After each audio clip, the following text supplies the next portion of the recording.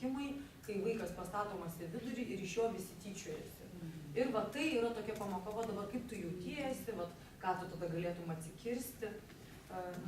Mano įsitikinimu, kad smurtu mes neįveiksime ir kad reikia tik tai stiprinti žmogų, psichologinį atsparumą jo didinti ir puoselėti.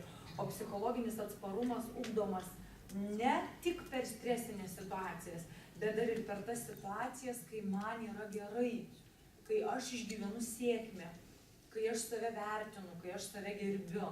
Tai yra labai svarbu. Ir tie vaikai, kurie patyrė patyčias, tai jie nuo stresinių situacijų jau tiek buvo. Juos dabar reikia įvesti tas situacijas, kai jie pradės mylėti save. Nes patyčios auka su savimi turi labai daug tokio neįgalumo. Nevertina savęs. Arba turi tokį isterišką norą būti dėmesio centre. Ir tada pasirenka, nesvarbu kokią kainą, muškit mane, bet aš būsiu labai svarbus. Taip grubiai, bet tai yra pasąmoniniai reiškiniai. Bet aš tikiu, kad jeigu noriu išmokyti net ir 60-metį žmogų labiau mylėti, nėra kito kelio, tik tais man mylėti ir demonstruoti tą meilę, nėra kito kelio.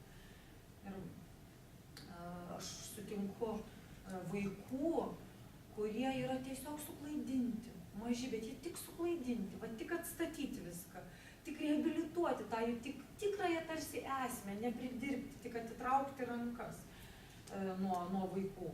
Tik tiek kartais užtenka, kad jie vėl atsipūstų ir nueitų savo gyvenimo keliu. Per mokymus su tėvais mes patiriam labai daug įvairiausių situacijų ir būna žmonės, tiek stengiasi būti gerais tėvais, tiek daug nori gero tam vaikui, kad aš tik turiu tokioje situacijoje vieną pasiūlymą. Imkit gal jūs vaiko gyvenimą ir nugyvenkit už jį. Tai bus geriausias variantas tada tikriausiai. Juk mes tik negalim, ar ne? Kiekvienam savo. Bet mes didžiulį įtaką vienas kitam darom. Ir va ta SOS žinutė, kad kitų žmonių netinkamas elgesys nėra priežastis man elgtis netinkamai. Kai tu tą pirmą, va čia va, išsitatuiruoji kažkur, aš nežinau, kokiam ten centre. Ir tada, kai taip pradedi elgtis, tada tu daraisi mažiau pažeidžiamas. Ateina papykt kažkas šalia tavęs. Bet šalia manęs, šiek tiek aš svarbi. Ne šalia kito, šalia manęs. Vadinasi, reikalinga papykti. Ką? Čia jis pyksta, o ne aš. Daugiau tokio tvirtumo iš savęs ir atskirti, kas yra kieno. Taigi, pavyzdžiui, iš situacijos pabendravus su psichoterapeutais, ar ne, alkoholikai vyrai. Iš tiesų, dažnai moteris netgi suserga depresija, tų vyrų žmonos, nes jos persisemia visų tuo depresyvumu iš to žmogaus. Jis įveikia savo depresiją alkoholiu. O moteris neįveikia alkoholiu, bet kartu depresuoja. Ir kai moteris nesugeba atskirti, kur kieno yra gyvenimai, kur kieno emocijos, tai yra didžiulė bėda.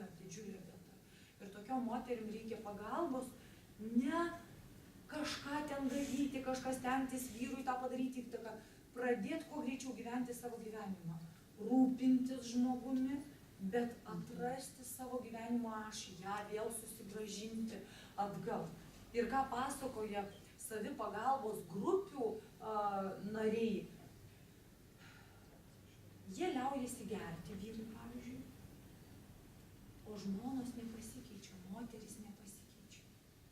Ir jos netenka adekvačios priežasties kaltinti tą žmogų, kad blogas gyvenimas. Jos nepersirinkta. Ir daug išsiskyrimų tarp žmonių įvyksta ne tada, kada žmogus vartoja alkoholį ir kada į pelkę tarsi visą šeimą gramzdina, o tada, kada pats išlipa iš tos pelkės, o dar kažkas šalia esantis nori toje pelkėje ir toliau pasilikti. Mes labai priklausome vienas nuo kito gerąją prasme per įtaką. Ir kaip gerai, kai mes mokomės tiesiog paleisti. Įsivaizduokit, kad mes visi susijungtumėm virvutėmis, ar ne? Kad būtų lengviau įsivaizduoti, validuoti virvučių. Susijunkit gerai nuo piršto tiesiog, kaip nori, tokį voratinklį netvarkingą. Padarykit virš stalo, tik stiklinį.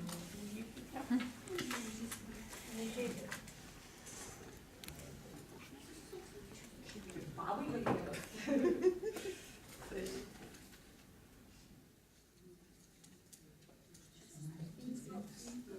Tuoj palaukit, aš nuperku, nes čia koldūnas.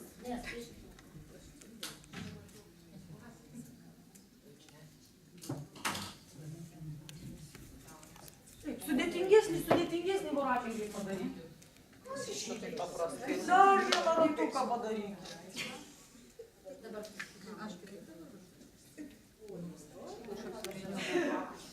O aš jį neturiu.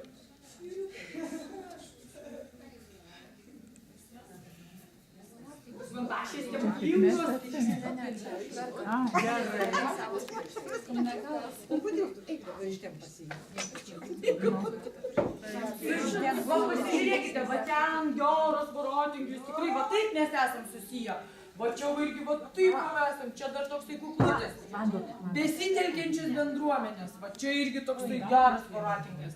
Ir dabar pabandykite stipriai kiekviena tempti į savo pusę. Nu tik tai su protu stipriai, gerai? Va, jaučia tokią įtampą savo piršte, ne irgi. O dabar pabandykite atrasti tokią būseną, kur ir įtempta lengvai, ne per daug palaida, bet malonu. Vat visas voratinklis turi viršui būti, bet neskauda, malonu. Atraskite tokią būseną ir sustinkite ties ją. Taip. Va dabar jūs pradėkite stipriai tempti, jūs pradėkite į savo pusę. Jūs pradėkite stipriai tempti ir jūs pradėkite stipriai tempti. Opa, čia matot? Ne, kiti netempia, yra įtampa.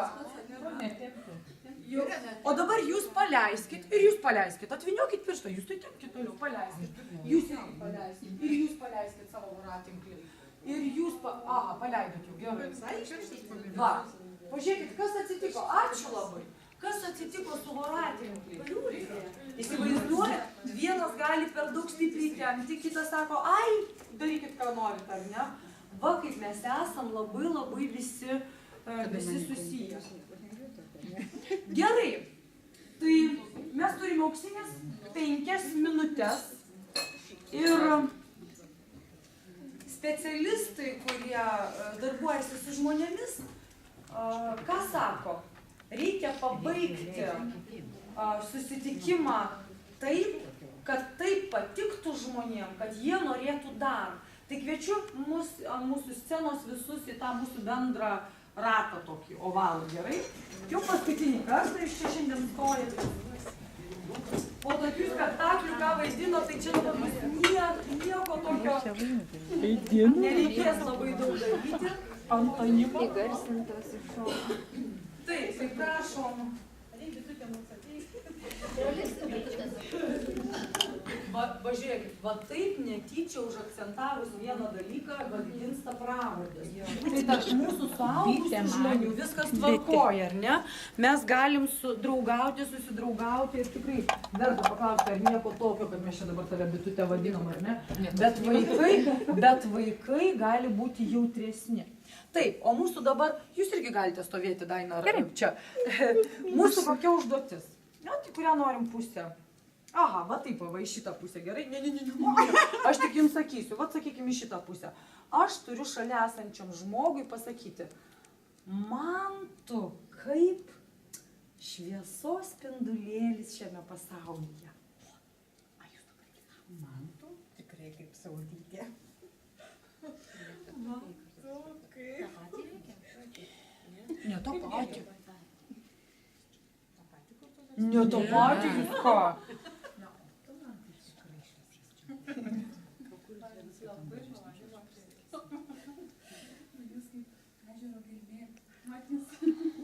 Jūs garsiau, mes irgi norim girdėti.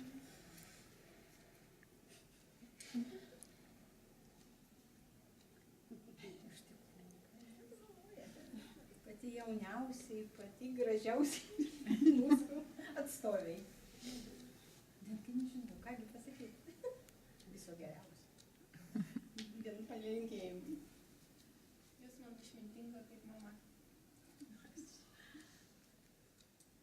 jūs tikra ežerų krašto dukra. Malonu būti kartu. Jūs man kaip dangus. Jūs man kaip sapnų katytė. Man jūsų balsas labai patinka. Jūs tikrai elegancija. Labai malonu su jumis bendrauti. Jūs man kaip kelrodė žvaigždė. Liūta, man jūs kaip pati aš antra. Su panašiai. Tu man kaip senas gailis. Sveikinat todėl.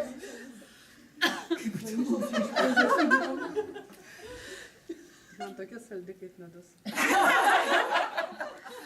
O tu man elegancijos įsikūnyjimas. O man labai patinka tavo linksmumas. O mes skirtingos ir kartu labai panašios ir labai smagu būti susitikti. Ačiū. O man jūs žinių ir išminties šaltinis. Eik, tu nepanašu. Ačiū. Aš tavęs pasiimsiu. Tavo vyšnių. Buvo trešinė. O tu man kaip debesėlis turėjome danguje. Jūs man kaip ryto rasa. Ačiū. Tai ką, paploja mums visiems. Linkiu jums pailsėti gerai šiandien, išsipliurpkite. Rytoj būsite ramesnės, konstruktyviam ir produktyviam darbui. Ir labai kviečiu tikrai išnaudoti šį laiką, kur projektas jūs kartu kažkaip sujungia prasmingam buvimui kartu. Ir nerūpestingam kartais, ar ne? Nes mes šiandien daug smagiai žaidėme ir manau, kad atsiųskite kas nors ten tos nuotraukos, kas nors parodykite kur nors gerai. Taip. Gerai.